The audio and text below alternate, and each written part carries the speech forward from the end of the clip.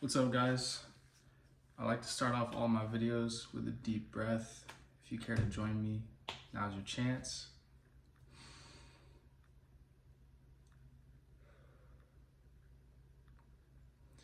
And I usually do my videos in the truck, but I got some late night inspiration today, so I'm trying to pass that along to you guys today.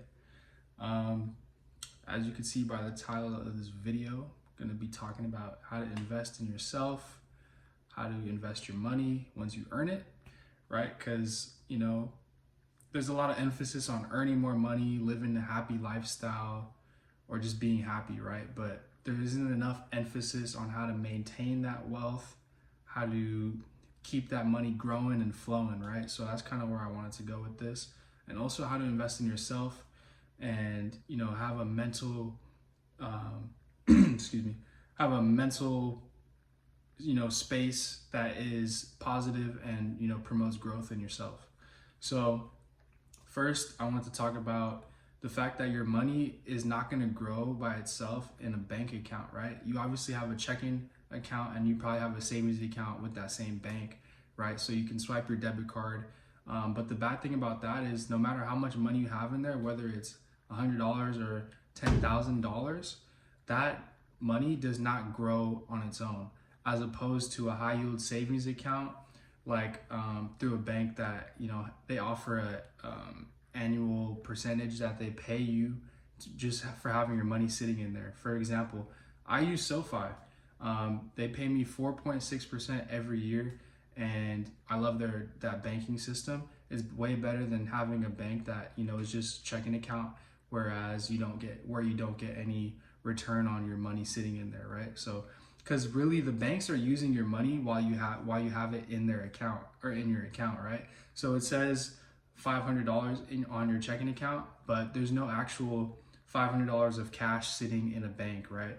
You have to go there to the bank, and they might, even if you have $100,000 in your bank account, they might not be able to give you $100,000 right there on the spot if you go to the bank and go to ask to take it out.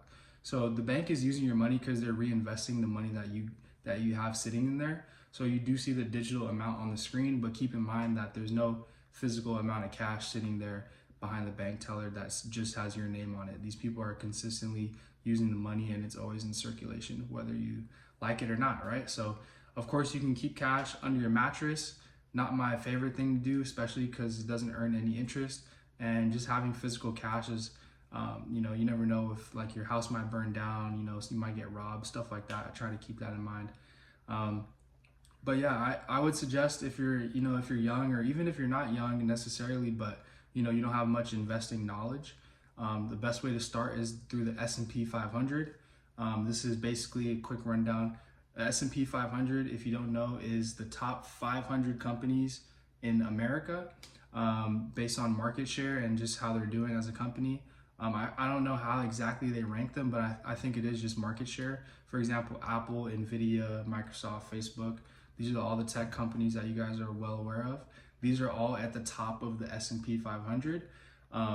So if you invest in the S&P 500, you're basically investing in the best companies in America, which can in turn, basically are the best companies in the world, best performing stocks in the world, all in one, right? So it's like you buy one share of the S&P 500 and you've bought a little bit of 500 companies, right? And it changes automatically, right? You don't have to do any manual transitions. If, like, let's say the 500th company drops down to 505, then it'll automatically readjust and you don't have to do too much thinking. I like it because it's super easy, and you can it's super passive, right? You don't have to do too much. It's not an actively managed account on your end. You can kind of just invest it and let it grow. And then you can look at the chart online. It's been a consistent upward tick. It's been a consistent upward growth since it's been founded.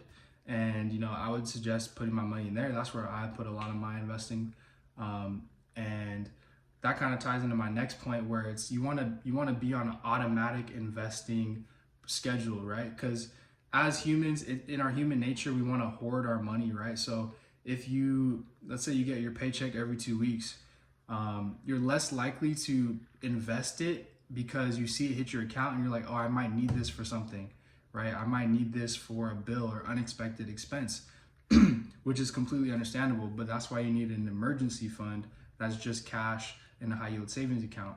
But when it comes to investing, I like to set up automatic investing through my bank account. So every time I get a direct deposit through work, let's say $200 or $300 is automatically deducted from that check, and it's going straight into the S&P 500 account. And I like this because it helps me, budget my money a bit better, because I don't even see that $200 or $300 that I'm supposed to get paid, that I don't even see it hit my account. So it goes automatically into the investment. And like I said from earlier, it's a passive investment. I don't have to do anything. I don't have to think twice about it. And then, in 6 months down the line, you're like, oh shit, I had all this money every 2 weeks, $200, $200, $200. That starts to add up really quickly before you know it. And another thing too, a lot of people are saying, okay, 200, I don't have $200 extra, right? And that's completely understandable. But it's the concept, the power of the automatic investment, whether it's $5, $10, they try to, the rule of thumb in investing is for it to be 10% of your income. So if you're getting paid $4,000, $3,000 a month, you should be able to put 400. Is that 10%? Yeah, $400, $300 into that investment account, and you can spend the rest. You could do whatever you want to do with the rest. But if you're able to build that habit of putting away at least 10%, 1%, 5%, just setting that small chunk of your daily or weekly check into that account, then that'll set you up for they call it the Automatic Millionaire. There's a book just on that. It's called The Automatic Millionaire. You want to check that out. I just described it for you guys in 5 minutes, but that's basically it, right? 5 minutes or less. You just want to set up an automatic payment.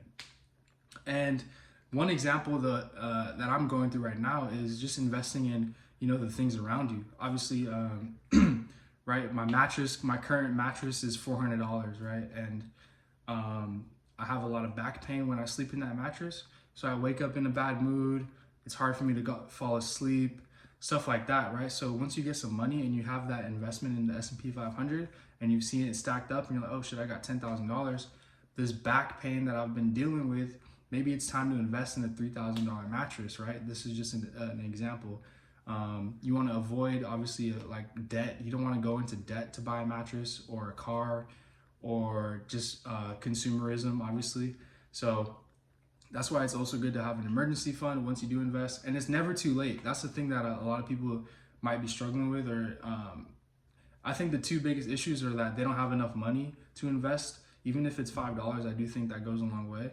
And that it might be too late for them to start investing. I see that a lot online too, where it's like, yeah, I'm 40 years old. I don't have anything saved up. This video, like Dave Ramsey, you saved my life. You got me to invest. You made me realize that there's more to life than, hoarding my money or spending my money. Because I know it's tough in this American consumerism society or just the global society. As soon as you make $1, you want to spend it, right? And so it's tough to keep that in mind. And setting it aside is definitely not an easy task, which is why doing it automatically makes things a lot easier. So yeah, if you got this in mind, I hope you guys learned something from it. It's a pretty basic concept, but it's one thing to implement it. It's another thing to implement. So I hope you guys learned something, and I'll catch you on the next one.